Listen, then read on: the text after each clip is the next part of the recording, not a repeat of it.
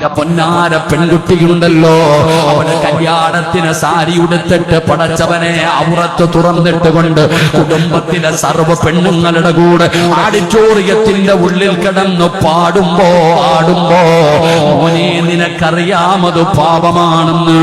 നീ മിണ്ടാതെ ഇരുന്ന, നീ തിരുത്താൻ തയ്യാറായില്ലെങ്കിൽ അല്ലാഹു നിനക്ക് തരുന്ന ശിക്ഷ എന്തെന്നറിയോ?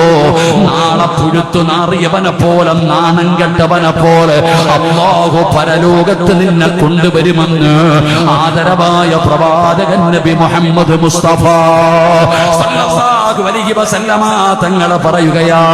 ആ വൃത്തികെട്ടവന് വാപ്പയാണ്, ആ വൃത്തികെട്ടവന് ഭർത്താവാണ്.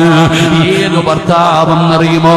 ഫർദയിട്ട് ശരീരം മറച്ചു നടക്കേണ്ട നിന്റെ പ്രിയപ്പെട്ട ഭാര്യ സാരിയുടുത്തിയിട്ട് ഔറത്തം തുറന്നിട്ട് കൊണ്ട് സിനിമാ ഗാനങ്ങൾക്ക് ഡാൻസ് ചെയ്യുമ്പോ അത് കണ്ടിട്ട് മിണ്ടാതെ ഇരിക്കുന്ന ഭർത്താവേ, നിന്നെ അമ്മ വെറുതെ വിടത്തില്ല മോനെ.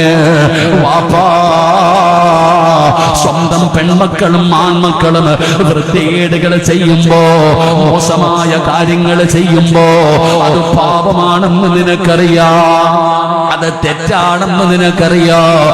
എന്നിട്ടും നീ മിണ്ടാതെ ഇരുന്ന, നീ എത്ര വലിയ തങ്ങളാണെങ്കിലും അല്ലാഹു നിന്നെ വെറുതെ വിടത്തില്ലെന്ന് നബി മുഹമ്മദ് മുസ്തഫ.